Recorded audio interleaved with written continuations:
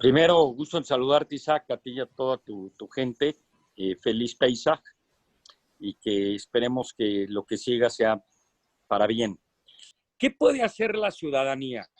Pues la ciudadanía lo que debe de hacer es realmente los que estén en la capacidad y puedan hacerlo, aislarse mientras se pueda para que le dé tiempo al sistema de salud, no a levantar la barra de la curva para que haya más hospitales, estrategia, doctores, ventiladores, etcétera.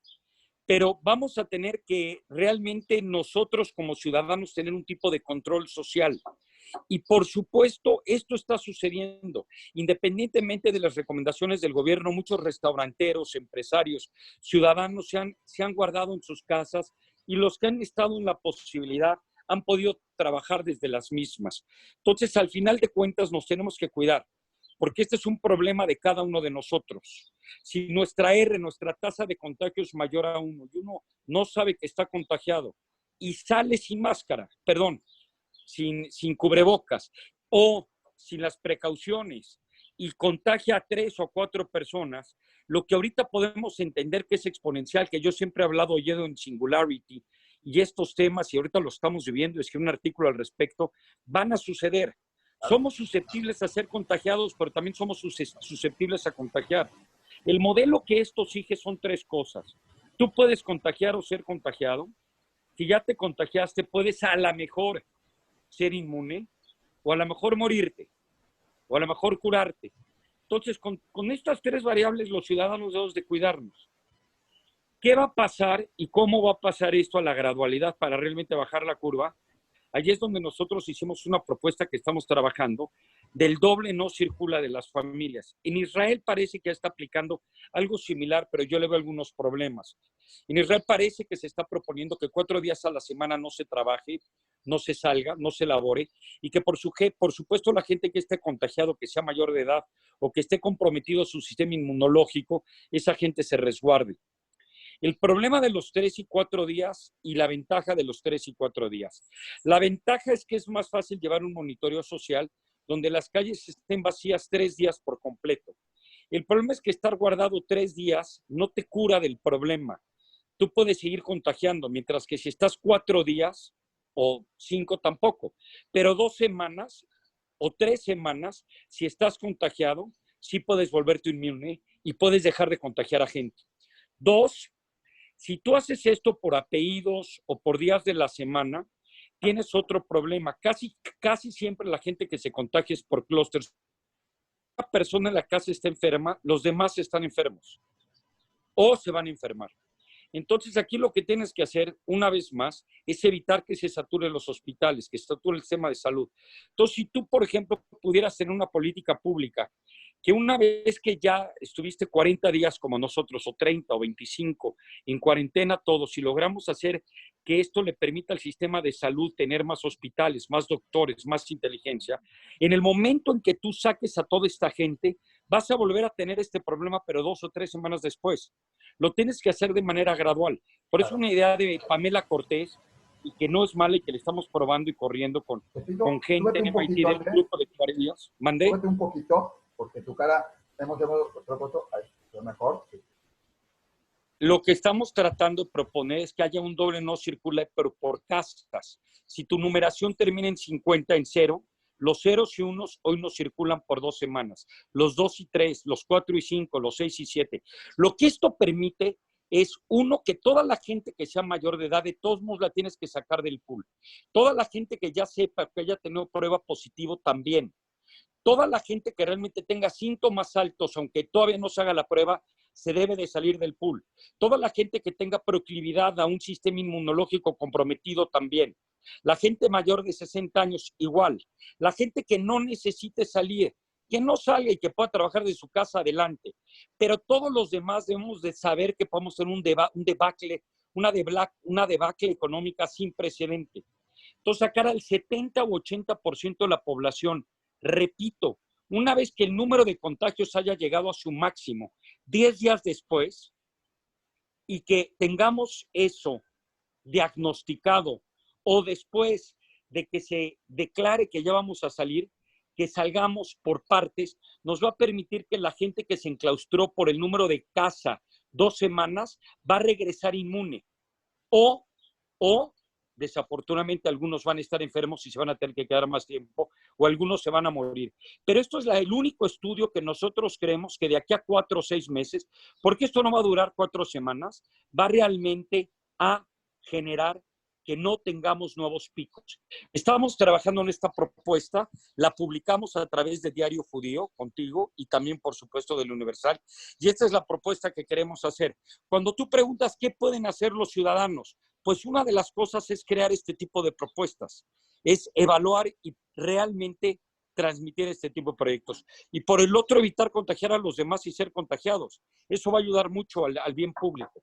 Oye, Andrés, como nunca, hoy se necesitan estas mentes brillantes que ayuden al planeta y al mundo, porque no es nada más cosa de México, es de todo el planeta, de todo el mundo, y se necesitan reunir estas mentes brillantes y encontrar los líderes mundiales, porque no hay quien esté tomando una batuta, y encontrar soluciones como la que tú estás planteando a nivel mundial, y una de esas es una reunión que va a haber un summit digital, ¿sí? Por el mundo, por el World for the Summit Digital, ¿no?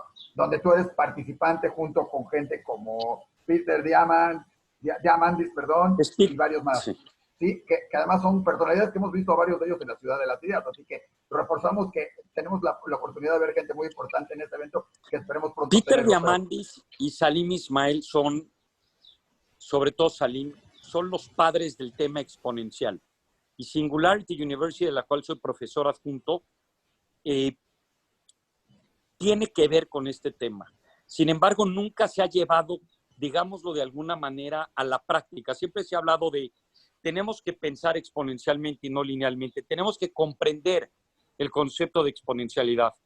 Desafortunadamente nos confronta el coronavirus y es el mejor ejemplo de vivir lo exponencial, de sufrir, padecer, entender lo que es exponencial. Y ante un problema exponencial, por supuesto, se requiere un pensamiento exponencial. Ejemplo de esto, una realidad va a ser que vamos a tener que vivir ya distinto. El término de normalidad ha cambiado. El término de normalidad es que si tenemos 2,000 ventiladores, México debe tener siempre 80,000. Claro. El término de normalidad va a ser tener una política de higiene de lavarte las manos y tomar distancias por el resto probablemente de muchos años.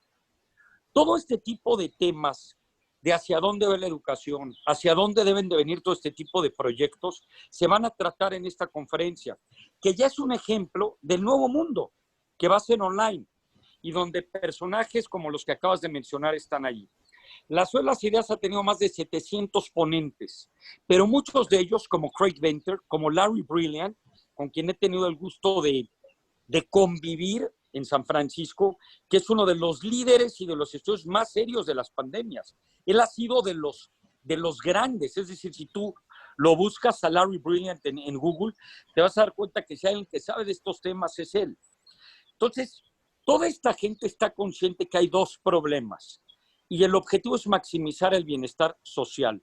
Un problema es evitar el máximo número de muertes, porque estamos ante un virus que contagia a muchísima gente, que es asintomático, que es agresivo, pero a diferencia de la ébola que te enfermabas y luego te morías, aquí no pasa eso. Aquí te puedes enfermar y no sentirlo, lo cual esto hace cosas muy severas, que cuando la gente dice no uses cubrebocas si no lo tienes, es que no sabes si lo tienes, lo puedes tener, mejor úsalo. Cuando es tan agresivamente contagioso, pero que las probabilidades de quien se contagie, muy pocas, lo van a tener de manera grave y de esos muy, muy pocas se van a morir. Pero lo que quieres es evitar la máximo número de gentes.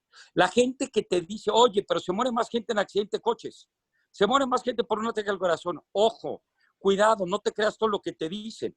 Cuando a alguien le da un ataque al corazón, no le dan a 1,000 al mismo tiempo. Claro. Esto es esparcido. Dos. Cuando a ti te da un ataque porque fumaste, pues tú quisiste fumar. Aquí a lo mejor nosotros podemos prevenirlo como sociedad. 3, si saturamos las camas y los hospitales por esto, que nos va a llegar a todos al mismo tiempo, si es que eso llegara a pasar, la gente que en ese momento le dio un ataque al corazón, que podría haber sido salvada, ya no va a salvarse. Esta es una cosa sistémica, de estudios complejos. Entonces debes de tener mucho cuidado. Este es un virus que sí discrimina, ataca mucho más a la gente mayor de 60 años, ataca mucho menor a los niños, sí discrimina, ataca mucho más a un dentista que está en riesgo de contagiarse que a una persona que se encuentre en un mundo rural donde a lo mejor no hay ningún foco de contagio. Ataca muy distinto a una persona que trabaja probablemente haciendo y cortando leña que a una persona que por supuesto trabaja en un hospital.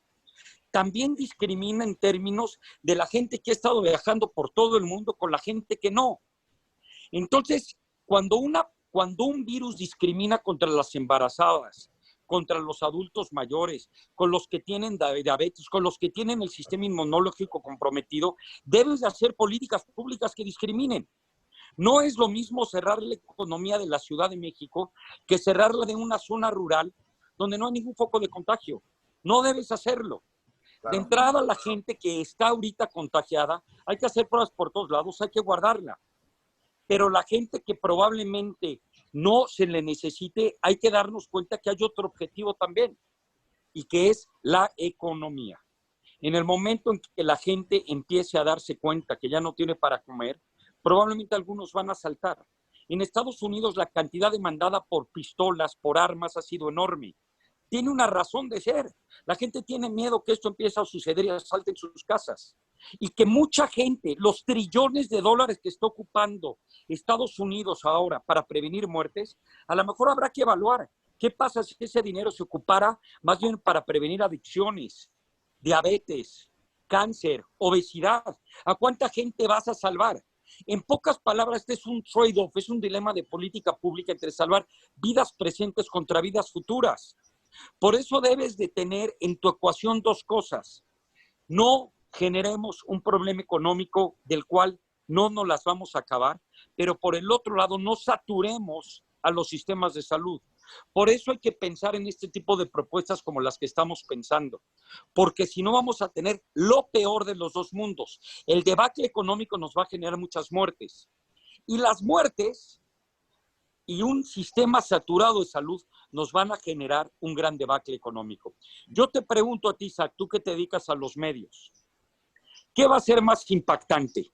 ¿Una fotografía de la gente asaltando tiendas y restaurantes y entrando a supermercados y rompiendo? ¿O una foto del hospital La Raza, donde tú veas a muchos cuerpos tirados en el pasillo y a gente que se encuentra con falta de bolsas por razones de muerte?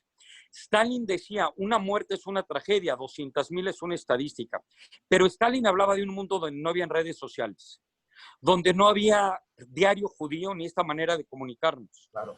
Imagínate una fotografía del presidente dándole un beso a una niña y a la vez una foto de Vive Latino junto con lo del hospital que te acabo de decir. Claro, va a ser caótico, va a ser tremendo y ¿Qué un foto? descontento que además va a levantar todo.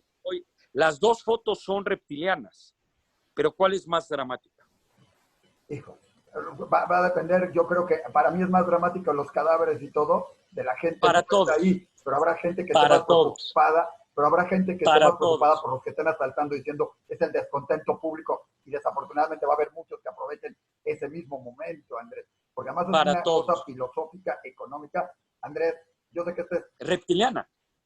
Te Exacto. toca la parte más atávica. Nosotros tenemos un cerebro ancestral genéticamente donde los virus, por la historia, desde la etapa primitiva, han acabado con nosotros. De hecho, ni hemos sabido que a eso se debe, pero lo tenemos en nuestra parte más preocupante. Tú me puedes decir a mí, Andrés, es que las probabilidades de que te enfermes son altas, pero que te enfermes gravemente son muy bajas y de que te mueras son muy, muy bajas. Sí, pero jugar la lotería de la muerte es apanicante, aunque no sea racional. Por ello debemos de empezar a hacer mensajes acordes, políticas públicas discriminatorias. Y yo te lo digo y te lo repito, yo soy una persona que cree en la economía del mercado, Pero ante estas circunstancias críticas, las políticas fiscales deben de ser anticíclicas. Claro. Este es el momento de, si hay recursos, hacer políticas que realmente hagan que la economía no caiga y que los empresarios emprendan.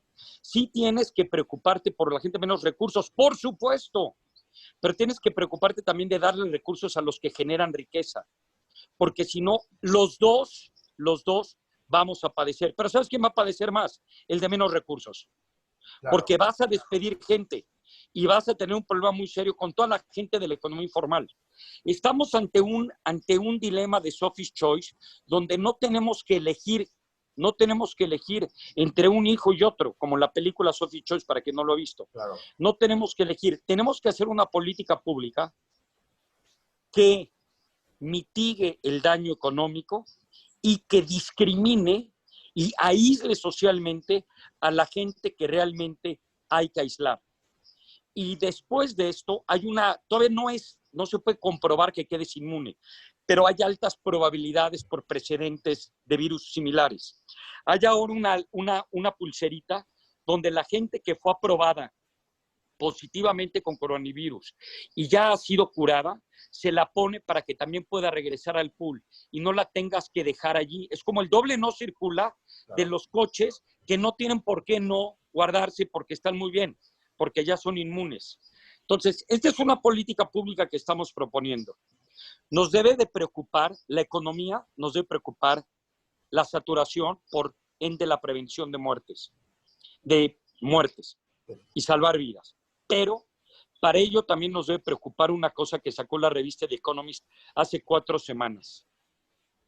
Para que esto funcione, debes de tener, obviamente, lo que acabamos de hablar, políticas públicas inteligentes y discriminatorias, pero también liderazgo, porque si no hay confianza no hay liderazgo, y si no hay confianza no sigues instrucciones, y si no hay confianza no hay inversiones, y si no hay confianza no hay economía, y con base en ello vamos a tener problemas muy severos. Entonces, tenemos que ponernos las pilas. Andrés, ha sido un placer. Podemos seguir hablando horas y horas y horas. Podemos hacerlo en otro para que no sea tan pesado Ya para va a la ser gente. Pesaj. Ya hay que prepararse para la cena. Además es Pesaj, pero seguiremos hablando contigo porque hay mucho que hablar sobre el Summit, sobre esto, sobre los conceptos y dilemas que van a venir filosóficamente en algún momento, que va a ser la decisión en algún momento